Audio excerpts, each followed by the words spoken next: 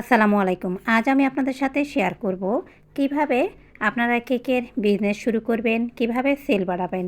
সাথে আজকে এই ২.৫ pound cake decoration, chocolate cake decoration আপনাদের সাথে শেয়ার করব।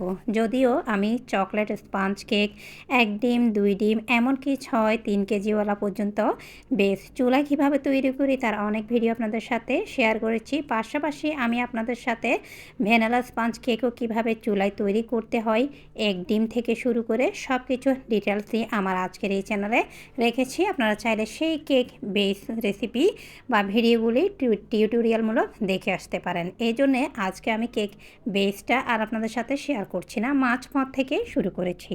আশা করি রেসিপি আপনাদের ভালো লাগবে। পাশাপাশি কেক বিজনেস কিভাবে শুরু করবেন, কিভাবে সেল বাড়াবেন তার আইডিয়া সহ আপনাদের ভালো লাগবে। এইবার আমরা কথা বলতে বলতে প্রায় ভিডিওর ১ মিনিট অতিক্রম করতে শুরু করেছি। আমার হাতে করি বলা চলে আজ থেকে প্রায় ১০-১১ বছর আগে। তখন অফলাইন অনলাইন এইভাবে কেকের বা যে কোনো বিজনেসের কিন্তু চালু ছিল না। পাশাপাশি কিন্তু ইন্টারনেটও খুব বেশি আপডেট বা মোবাইলও কিন্তু স্মার্টফোন অ্যাভেলেবেল ছিল না। কেক তৈরি করেছি, কিন্তু এরপরেও আজকের এই অবস্থানে এসে প্রফেশনাল হয়েও কিন্তু কেক যে আহামরি সেল করি এমন কিন্তু না। এইবার ৯ ইঞ্চ মোল্ডে আমি সমস্ত কেক বেটার এইভাবে ঢেলে নিচ্ছি।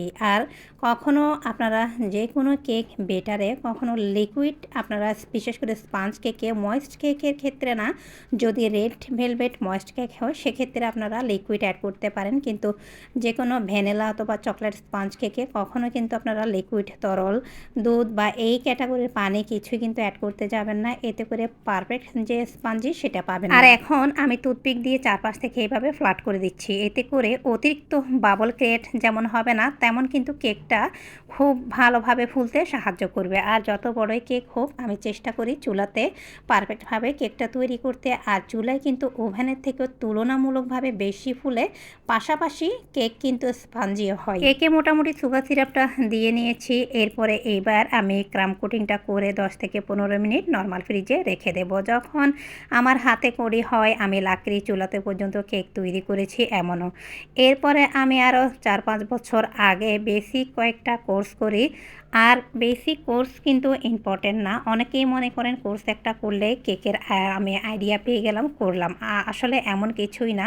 সবার আগে আপনার বেসিক নিজের আইডিয়া থাকতে হবে। আর যে কাজগুলি আপনি এখন ইউটিউবে দেখতে পাচ্ছেন সেই কাজগুলি আপনার নিজের কয়েকবার করে হলেও আপনার কষ্ট করে সেই কাজগুলি করতে হবে। আর এই যে সেক্টরে আমরা কাজ করি এই সেক্টরে কিন্তু আরও একটি ইম্পর্টেন্ট বিষয় হচ্ছে আপনার আর্থিক অবস্থা। অবশ্যই আপনার আর্থিক অবস্থাটা মোটামুটি হতে হবে, কারণ অনেকেই মনে করেন একটা সেল করলে কষ্ট করে আমি যদি অল্প স্বল্প পুঁজি দিয়ে শুরু করি তাহলে লাখ লাখ টাকা, আসলে এমন না। কেক সেল করতে কিন্তু ইম্পর্টেন্ট ভূমিকা এরিয়ারও পড়ে, যেমন আমাদের এরিয়া তেমন একটা ভালো বা মফস্বল এরিয়া, এই জন্য কেকের খুব একটা সেলও নেই আর কেকের দামও নেই। যা অল্প স্বল্প আছে কেকের খুবই একদমই কম।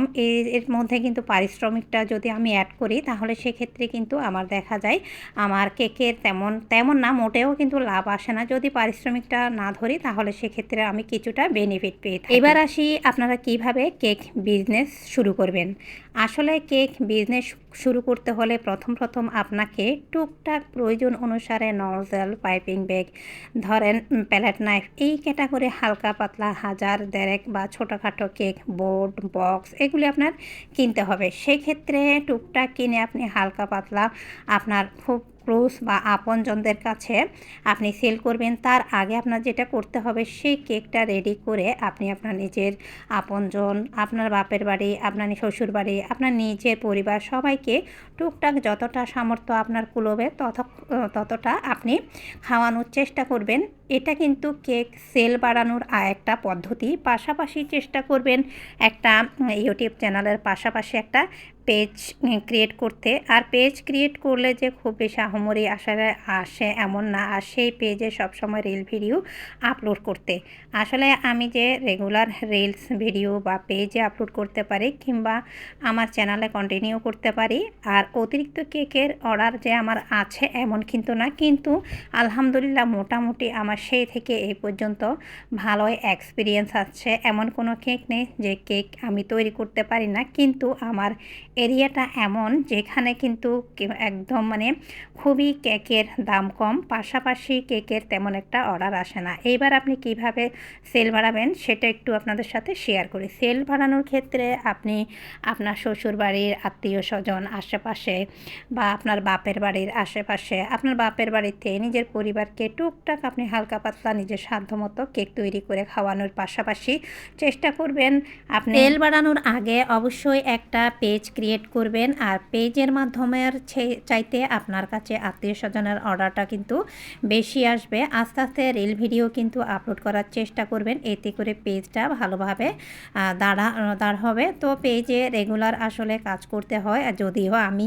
এত বছর কাজ করেও কিন্তু পেজ এখনও ক্রিয়েট করেছি কিন্তু দাঁড় করাতে পারিনি, আর রেগুলার হতেও পারি না। আসলে সংসারের ব্যস্ততা সব কিছু মিলিয়ে করা হয়ে ওঠে না। আর আপনারা অবশ্যই শুরুতে একগাদা বেকিং আইটেম না কিনে অল্প স্বল্প করে আপনারা বেকিং আইটেম প্রয়োজন অনুসারে সাধ্যমতো ক্রয় করার চেষ্টা করবেন, ঠিক আপনারা যতটুকু প্রয়োজন। আর সেল অথবা ডেলিভারি সব কিছুর আগে এই দুইটি জিনিস মাথায় রাখবেন। আপনারা অবশ্যই আপনাদের সাধ্যটা মাথায় রাখবেন এক, আর দ্বিতীয় বিষয় যতটা সম্ভব আপনার কেক যদি নিজে না খান, আশেপাশে নিজের পরিবার, শ্বশুরবাড়ি, বাপের বাড়ি, আত্মীয় স্বজনকে টুকটাক হালকা পাতলা টেস্ট না করান, তাহলে সেক্ষেত্রে সেই আসলে আত্মীয় স্বজনরা কীভাবে বুঝবে যে আপনার কেকটা ভালো বা তারা কিনবে। এইভাবে করে আস্তে আস্তে আপনার আসলে পরিচিতিটা বাড়বে, পাশাপাশি আপনার বিজনেস আইডিয়াটাও হবে, আবার পাশাপাশি সেলটাও বাড়বে।